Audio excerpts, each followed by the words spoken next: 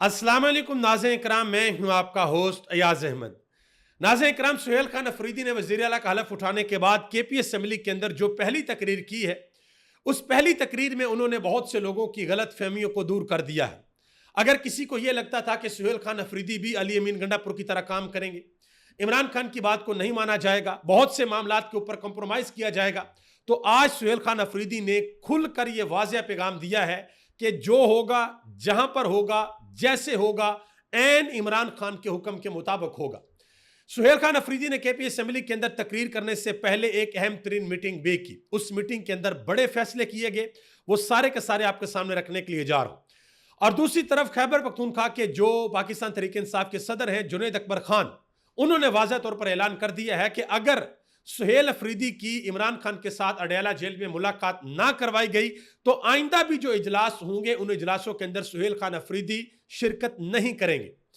पंजाब के अंदर एक बड़ा प्लान बनाया गया है और उस प्लान के तहत पाकिस्तान मुस्लिम लीग नून को खुला मैदान दिया जाएगा ताकि इनका कोई सियासी हरीफ इनके मद्दे मुकाबल ना हो। वो प्लान क्या है, उसकी एग्जीक्यूशन किस तरीके से की जाएगी, वो आपके सामने रखता हूं। और आपको यह भी बताता हूं कि केपी असेंबली के अंदर जो तकरीर सुहेल खान अफरीदी ने की है वो तो एक तरफ, लेकिन जो उनके दूसरे एमपीएस हैं उन्होंने जो बातें की हैं वो भी बड़ी अहम है। कुछ एमपीएस ने तो बड़ी सख्त बातें की हैं, वो आपके सामने रखने के लिए जा रहा हूं। उससे आपको अंदाजा होगा कि सुहेल खान अफरीदी की क़यादत में पाकिस्तान तहरीक इंसाफ की अब जो नई टीम तैयार हुई है खैबर पख्तूनख्वा के अंदर, वो किस तरीके से काम करेगी इमरान खान के विजन और नजरिए के लिए और इमरान खान की रिहाई के लिए। गुजारिश करूंगा कि वीडियो को लाइक करके चैनल को सब्सक्राइब कर दें ताकि ये इंफॉर्मेशन का सिलसिला आप लोगों तक पहुंचता रहे। नाज़रीन इकराम, सबसे पहले नंबर पे हामिद मीर के शो के अंदर जुनैद अकबर खान ने बड़ी अहम बातें की हैं, वो आपके सामने रख दूं। उन्होंने वाज़ेह तौर पर कहा कि सुहेल खान अफरीदी इजलास के अंदर मौजूद नहीं थे और हमें इसका किसी किस्म का कोई अफसोस नहीं है।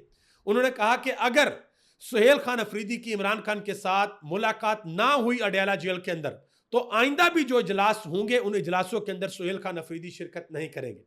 याद रहे कि पाकिस्तान के वजीर आजम शहबाज शरीफ ने इंतहाई अहम इजलास बुलाया था, उसमें चारों सूबों के वज़ीर आला भी थे।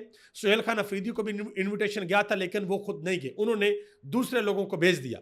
मजीद जुनैद अकबर खान ने कहा कि जब ये हम चाहते हैं कि हमारी मुलाकात करवाई जाए तो आगे से ये कहा जाता है जी हम पूछ के बताते हैं।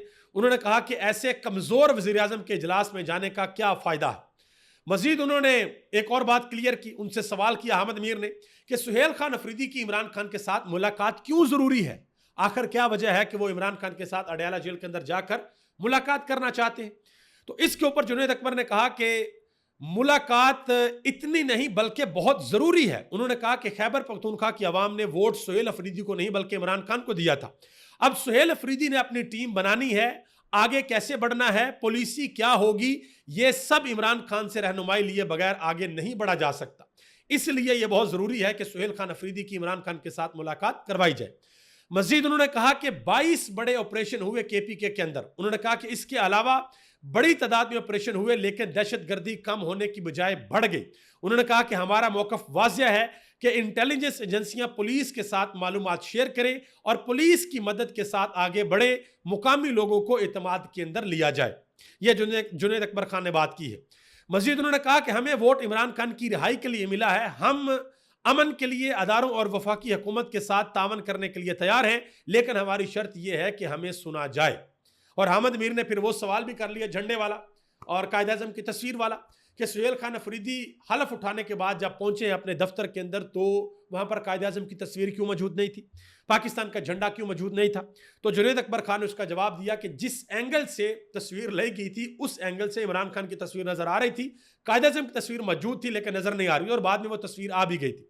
उन्होंने कहा कि पाकिस्तान का झंडा भी मौजूद था और अब दोबारा सुहेल खान अफरीदी की कई तस्वीरें आ चुकी हैं जिसमें पाकिस्तान का झंडा भी मौजूद है, तहरीक इंसाफ का झंडा भी मौजूद है, पीछे सारी तस्वीरें भी लगी हुई हैं। अब मैं यहां पर एक चीज और आपके सामने रखने के लिए जा रहा हूं, क्योंकि सुहेल खान अफरीदी के खिलाफ कोई ना कोई कंपेन लॉन्च करनी थी तो नजर तो कुछ आ नहीं रहा था, तो फिर ये झंडे वाली स्टोरी सामने आ गई थी। अब झंडे की एक और चीज मैं आपके सामने रखता हूं, ये जरा आप देख लें।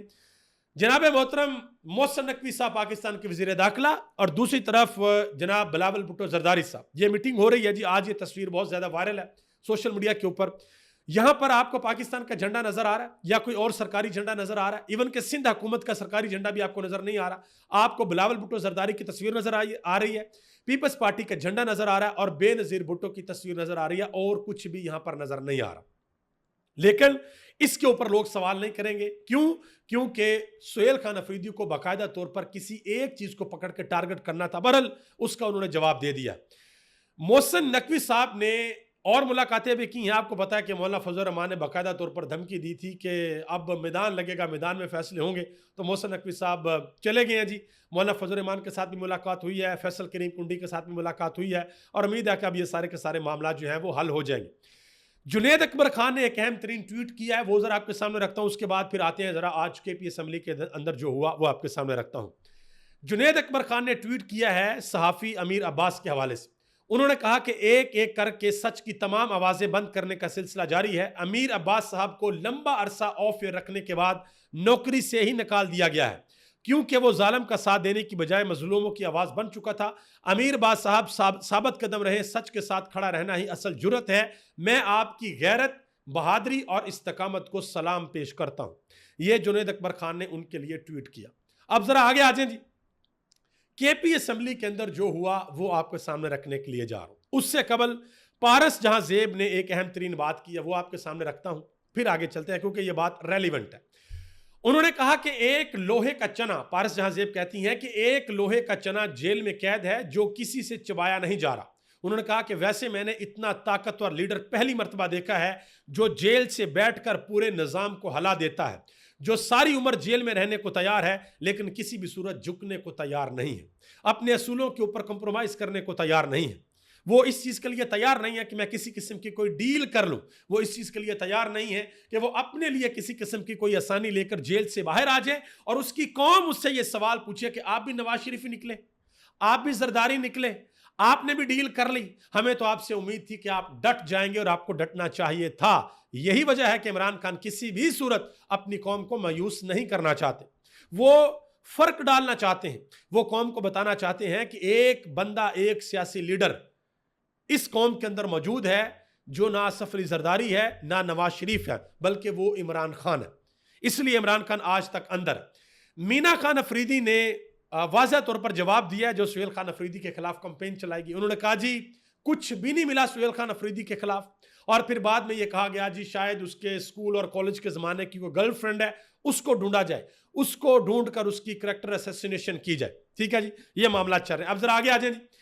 खैबर पख्तूनख्वा असेंबली के अंदर आज वाज़ह तौर पर एक करारदाद मंजूर की गई है कि सुहेल खान अफरीदी और इमरान खान की मुलाकात करवाई जाए। अब मैं एक चीज आपको यहां पर बता दूं, सुहेल खान अफरीदी हर तरह का आईनी और कानूनी रास्ता ले रहे हैं कि भाई कल को अगर मेरी मुलाकात नहीं करवाई जाती, मैं बाहर निकलता हूं, रेजिस्ट करता हूं, एहतजाज करता हूं, तो किसी के पास कोई बहाना ना हो, कोई लूप होल ना हो कि भाई आपको यह करना चाहिए था, आपको सुप्रीम कोर्ट जाना चाहिए था, आपको हाई कोर्ट जाना चाहिए था, आपने असेंबली में करारदाद पेश क्यों नहीं की, आपने ये क्यों नहीं किया। आप वो सब कुछ कर रहे हैं ताकि उनकी मुलाकात करवाई जाए। और अगर ये मुलाकात नहीं होती तो फिर उन्होंने वाज़ह तौर पर कह रखा है कि भाई फिर हम जो है वो पुरअमन एहतजाज की तरफ जाएंगे। अब जरा आगे आ जाए। केपी असेंबली के अंदर जो हुआ वो आपके सामने रखता हूं। पहले जो सुहेल अफरीदी के एमपीएज हैं उनके नीचे उनकी बातें जरा सुन लें, फिर सुहेल अफरीदी के ऊपर आते हैं। पीर अदनान कादरी, उन्होंने वजीर आजम शहबाज शरीफ के हवाले से कहा, उन्होंने कहा कि आप इतने बेबस हैं कि वजीर आजम होते हुए भी एक कर्नल से इजाजत की भीख मांग रहे हैं। उन्होंने कहा कि ऐसी हजारों कुर्सियां पांव की ठोकर के ऊपर रखते हैं जिसके पास किसी किस्म का कोई इख्तियार ना हो। उन्होंने कहा कि सारे कबाइल उन कुव्वतों से सख्त नाला हैं जिन्होंने पेशावर में प्रेस कॉन्फ्रेंस करके हमारे कबाइल के वज़ीर आला की मुखालफत की। उन्होंने कहा कि अल्लाह अल हक है, उन कुव्वतों को शिकस्त हुई और इमरान खान का वज़ीर आला उस कुर्सी के ऊपर दोबारा बराजमा हुआ है। यह भी अदनान कादरी ने कहा। मजीद उन्होंने कहा कि तहरीक लब्बैक के कत्लेआम, 26 नवंबर के कत्लेआम और 9 मई के कत्लेआम का जुडिशल कमीशन बनाया जाए। तहरीक लब्बैक के कत्लेआम में शोहदा की फहरिस्त दी जाए। यह नहीं हो सकता कि आप 26 नवंबर के कत्लेआम और अमरीद के कत्लेआम जैसे वाकयात खामोशी से पी जाएं। तो ये पाकिस्तान तहरीक इंसाफ की जानब से बाकायदा तौर पर असेंबली फ्लोर पे तहरीक लब्बैक पाकिस्तान के लिए एक दफ़ा फिर आवाज़ को उठाया गया है। पिछले इजलास में उनके लिए दुआए मगफरत भी की गई थी और उस इजलास में भी सुहेल खान अफरीदी ने और सारे के सारे वाकया की जो मुरीद के अंदर ऑपरेशन हुआ था उसकी मजम्मत भी की। मजीद उन्होंने एक बात की, उन्होंने कहा जी 2 साल बहुत होते हैं किसी का किरदार जानने के लिए, उन्होंने कहा कि तुमने कहा कि इमरान खान नौजुबिल्लाह नशा करते हैं, उन्होंने कहा कि यह भी कहा गया कि वो 2 दिन नहीं निकाल सकेगा, लेकिन तुम झूठे साबित हुए। इमरान खान आज भी डट के खड़ा है। आगे आ जाए मुश्ताक गनी साहब, उन्होंने कहा कि सुहेल अफरीदी खुद ब खुद वज़ीर आला नहीं बना, हम अपनी मर्जी से एमपीए नहीं बने, हम सब इमरान खान की वजह से हैं। खैबर पख्तूनख्वा इस मुल्क की अकाई है, क्या वफाक अकाई के साथ ऐसा सलूक करेगा? उन्होंने कहा कि हमारे लीडर से मुलाकात आप कैसे रोक सकते हैं, यह मुलाकात करवानी पड़ेगी। मुश्ताक गनी ने यह भी कहा, उन्होंने कहा कि बॉर्डर के दोनों तरफ हजारों ट्रक खड़े हैं जो ट्रेड बंद होने की वजह से रुके हुए हैं। उन्होंने कहा कि हम खैबर पख्तूनख्वा की आवाम इस दहशतगर्दी की जंग में फ्रंट लाइन पर दहशतगर्दी किसी सूरत नहीं चाहते। उन्होंने कहा कि हम फ्रंट लाइन के ऊपर हैं और हम दहशतगर्दी नहीं चाहते। उन्होंने कहा कि आप सूबे को बदअमनी की जानब धकेल रहे हैं। उन्होंने यह भी कहा कि आज ये मुज़ाकरात के लिए कभी कतर जा रहे हैं, कभी इस्तांबुल भाग रहे हैं। उन्होंने कहा कि जब इमरान खान कहता था कि मुज़ाकरात करो तब ही कर लेते तो खून रेजी ना होती, तब तुमने इमरान खान को पता नहीं क्या क्या कहा और फिर अब भाग भाग कर मुज़ाकरात कर रहे हैं। अब मैं यहां पर एक बड़ी टेक्निकल चीज आपको बताऊं। देखें, 2 बंदों के दरमियान किसी किस्म की कोई अनबन हो जाए, कोई लड़ाई हो जाए, कोई गलत फहमी हो जाए, तो 2 तरीके होते हैं। या आप कोई तीसरा फ्रीक दरमियान में डालें, या आप खुद एक दूसरे से मिलें कि चलो ठीक है यार, ये हमारी तरफ से हो गया, ये आपकी तरफ से होगा, या आपकी तरफ से हमें नुकसान पहुंचाया जा रहा है उसके ये सबूत हैं, या दूसरी तरफ से हमें नुकसान पहुंच रहा है उसके ये सबूत हैं। तो अब हमें मिलकर बैठना चाहिए, टेबल टॉक करनी चाहिए, मामला हल कर लेने चाहिए। मुझे ऐसा महसूस होता है कि अगर पाकिस्तान पहल करता, अफगानिस्तान जाता, या अफगानिस्तान की हुकूमत में से पाकिस्तान आता, आकर यहां पर बैठ के बात करते, कतर और सऊदी अरब और तुर्की को अंदर हम ना भी डालते, तो ये ज्यादा पायदार बात होती। अब तो तीसरा फ्रीक अंदर है ना जो गारंटी दे रहा है, तुर्की और कतर। बहरहाल अल्लाह से दुआ है कि ये मामला जो है पाकिस्तान का अफगानिस्तान के साथ हल हो जाए। किसी भी सूरत पाकिस्तान के हक में नहीं है और ना ही अफगानिस्तान के हक में है कि 2 बरादर इस्लामी मुल्क आपस में लड़ें। देखें, जो हमारे दुश्मन है वो तो यही चाहते हैं। इंडिया क्या चाहता है? इंडिया तो यही चाहता है कि लड़ेंगे आपस में। वो तो खुलकर कहते हैं कि भाई हम सब कुछ करेंगे उनको आपस में लड़वाने के लिए। पहले उन्होंने बहुत बड़ी इन्वेस्टमेंट कर रखी थी ईरान के अंदर, पाकिस्तान के साथ, ताकि ईरान लड़ता रहे। फिर ईरान को समझ आ गई बड़े अरसे के बाद जाके कि इंडिया तो हमारा खैर ख्वाह नहीं है। तो अफगानिस्तान को भी बहुत जल्द समझ आ जाएगी कि उनको पाकिस्तान के साथ ही अपने हालात जो है वो बेहतर करने हैं। डॉक्टर अमजद अली, उन्होंने कहा कि DGISPR ने अपने अज़म का इजहार किया, मदनियात किसी के बाप की जगीर नहीं है। उन्होंने कहा कि मैं वजीर था तो मुझे कबाइल के उन इलाकों में नहीं जाने देते। तो उन्होंने कहा कि आज मुझे समझ आ रही है कि मदनियात का मसला था। मजीद उन्होंने कहा कि जब कबायली नौजवान को वज़ीर आला नामजद किया तो DGISPR पेशावर पहुंच गए, धमकियां लगाई और फिर आखिर में कह दिया कि हमें सियासत में मत घसीटो। उन्होंने कहा कि 3 दिन पहले बताया गया कि 4 घंटों में पाक अफगान बॉर्डर पर फौज ने 34 चौकियां कब्जे में ले ली हैं। उन्होंने कहा कि हमारा सवाल यह है कि जो दावा किया गया था कि बेजोड़ में 500 दहशतगर्द घुस आए हैं, तो उनको आप 3 महीनों के अंदर खत्म क्यों नहीं कर सके? MPA शफीउल्लाह खान, उन्होंने कहा कि सुहेल अफरीदी को वजीर आला मुंतखब करके हमने साबित किया है कि ताकत का सरचश्मा ना टैंक है, ना गोली है, ना ही नादीदा कुव्वतें हैं, बल्कि ताकत का सरचश्मा अवाम है। मजीद उन्होंने कहा कि होश के नाखुन लें, फासले बढ़ रहे हैं, अभी भी वक्त है, मिलकर बैठें और सूबे और मुल्क की तरक्की के लिए इकदाम करें। और आखिर में एक और उनके MPA हैं डॉक्टर अजब गुल, उन्होंने कहा कि हम इधर उधर की बातें कर रहे हैं, हमारा अमन, भाईचारा और जमहूरियत सब कुछ इमरान खान के साथ वाबस्ता है और इस पर बात खत्म। ये उन्होंने बात की। सुहेल खान अफरीदी ने आज जो बातें की, आज जो उन्होंने फैसले किए, वो आपके सामने रखता हूं। इमरान खान की बहन नूरीन खान न्याजी का भी एक अहम तरीन बयान आया है। उन्होंने कहा कि एस्टेब्लिशमेंट ने कहा था कि सुहेल अफरीदी को हलफ नहीं लेने देंगे, लेकिन इतनी शानदार हलफ बर्दारी में मैंने जिंदगी में कभी नहीं देखी। ये उन्होंने बात की। सुहेल खान अफरीदी ने असेंबली के अंदर तकरीर करने से कबल एक मीटिंग की, पूरे सूबे की इंतजामिया को बैठाया और अहम तरीन फैसले किए। अब ये जरा फैसले सुनिएगा, बड़े इंटरेस्टिंग है। उन्होंने कहा कि किसी के खिलाफ गलत FIR दर्ज नहीं की जाएगी। यह भी कहा कि वफाकी वजारत दाखिला ने पख्तूनख्वा पुलिस को जो बुलेट प्रूफ गाड़ियां दी हैं वो ठीक नहीं है, नाकस है, वो वापस दी जाएंगी। किसी भी तालिब इल्म के ऊपर FIR नहीं की जाएगी। जेलों में किसी कैदी पर जुल्म नहीं होना चाहिए। पुलिस में कोई सियासी मुदाखलत बर्दाश्त नहीं करूंगा, मगर अवाम को अगर कोई शिकायत हुई तो पुलिस से भी हिसाब लूंगा। सूबा पख्तूनख्वा में जितने साबिक वज़ीर आला हैं सबको सिक्योरिटी देने का हुक्म है ताकि वो महफूज रहें। सियासी बुनियादों पर किसी पर FIR ना की जाए और ना ही किसी को 3 MPO के तहत जेल में डाला जाए। ट्रांसफर और पोस्टिंग 100% मेरिट पर हो। पार्टी डिसिप्लिन पर कोई समझौता नहीं होगा। जल्द बड़े ऐलान करूंगा और उनको हर सूरत पूरा करना होगा। शहीद अरशद शरीफ के नाम पर यूनिवर्सिटी बनाने का ऐलान किया गया। तमाम अजला में नौजवानों के लिए खेल के मैदान बनाने का हुक्म दिया गया। तमाम अजला में मेडिकल कॉलेज और यूनिवर्सिटी बनाने का हुक्म दिया गया। पख्तूनख्वा पुलिस को फंड्स की कमी नहीं होने दूंगा और इंसाफ कायम करना है। मुझ समेत हम सब अवाम के मुलाजिम हैं। अवाम को हर अदारे में ऐसी बेहतरी नजर आनी चाहिए कि उनको अपने वोट का हक अदा होता हुआ नजर आए। ये सुहेल खान अफरीदी ने असेंबली के अंदर तकरीर करने से कबल जो मीटिंग की थी, ये उस मीटिंग के अंदर जो इंपॉर्टेंट जो पॉइंट्स हैं ये मैंने आपके सामने रख दिए। अब आप फैसला कर सकते हैं सुहेल खान अफरीदी के बारे में। अब जरा आ जाए जो उन्होंने असेंबली के अंदर तकरीर की। मेरा ख्याल तकरीर करने से कबल या तकरीर के बाद मीडिया से जब उन्होंने बात की तो उन्होंने कहा कि मैंने आज शुरू यहां से कर दिया है कि करप्शन पर जीरो टॉलरेंस होनी चाहिए। उन्होंने कहा कि वजीर आला हो, वजीर हो या कोई ब्यूरोक्रेट हो, करप्शन पर किसी किस्म का कोई समझौता नहीं होगा। असेंबली के फ्लोर के ऊपर खड़े होकर उन्होंने कहा कि अल्लाह को गवाह बनाकर इस अवाम को बताता हूं कि अपने सूबे की अवाम का सर नहीं झुकने दूंगा। जितना भी इक्तदार होगा इस सूबे की अवाम के लिए होगा, यह सुहेल अफरीदी ने कहा। मजीद कहा कि जिस दिन मेरा वजीर आला का नाम अनाउंस हुआ, मेरे हलफ के दूसरे दिन तक बयानिया बनाया गया, धमकियां दी गई, प्रेस कॉन्फ्रेंस की गई। अगर आइन और कानून की बात करना टकराव है तो मैं करूंगा और डंके की चोट के ऊपर करूंगा। यह भी कहा कि हकीकी आज़ादी की तारीख से किसी सूरत पीछे नहीं हटेंगे, हम आइन और कानून की हुक्मरानी चाहते हैं। यह भी कहा कि मैं बाप, बेटा, बेटी, चचा, भतीजी, दादा, दादी, पोता, पोती की बात नहीं करता, क्योंकि मेरा लीडर इमरान खान इस सिस्टम का बाप है।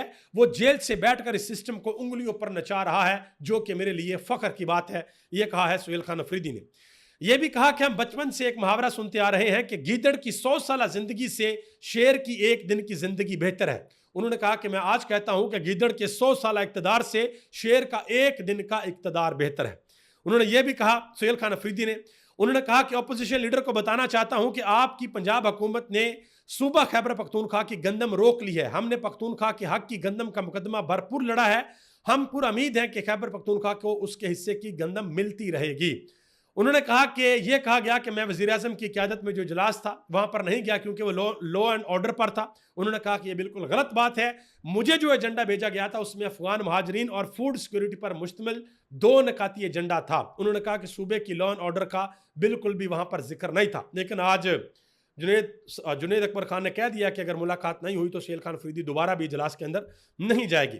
मजीद उन्होंने कहा कि चीफ सेक्रेटरी और मुजम्मिल असलम को वज़ीर आज़म की सदारत मीटिंग के अंदर भेजा था। मुजम्मिल असलम को खराज तहसीन पेश करता हूं कि उन्होंने बहुत अच्छे तरीके से सूबे की वहां पर नुमाइंदगी की।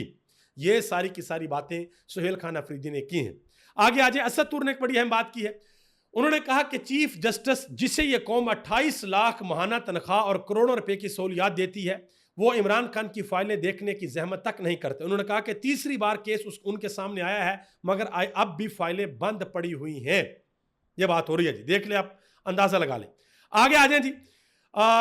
जुनेद सलीम ने एक बहुत बड़ा इंकशाफ किया। उन्होंने कहा जी पंजाब के अंदर एक नया कानून बनाया गया है जिसके तहत बलदियाती इलेक्शन होंगे और वो कानून ये है कि बलदियाती इलेक्शन गैर जमायती इलेक्शन होंगे, कि किसी जमात किसी पार्टी का इलेक्शन नहीं होगा बल्कि लोग खुद आज़ादाना तौर पे खड़े होंगे और इलेक्शन जीतने के बाद 1 महीने के अंदर अंदर वो लोग किसी सियासी पार्टी को ज्वाइन करेंगे। अब इससे होगा क्या कि लोग आज़ादाना खड़े होंगे, जीतेंगे और जीतने के बाद उनको फुल प्रेशराइज किया जाएगा कि नून लीग के अंदर ही जाना है, या उनके ऐसे रास्ते बंद किए जाएंगे कि उनके पास कोई ऑप्शन नहीं होगी नून लीग को ज्वाइन करने के अलावा। यह नून लीग का प्लान है। बहरहाल अल्लाह का प्लान क्या है वो आने वाला वक्त बताएगा। अभी तक लेते हैं। आप सबका बहुत बहुत शुक्रिया। पाकिस्तान जिंदाबाद, पाकिस्तान के करोड़ों अवाम पाइंदाबाद।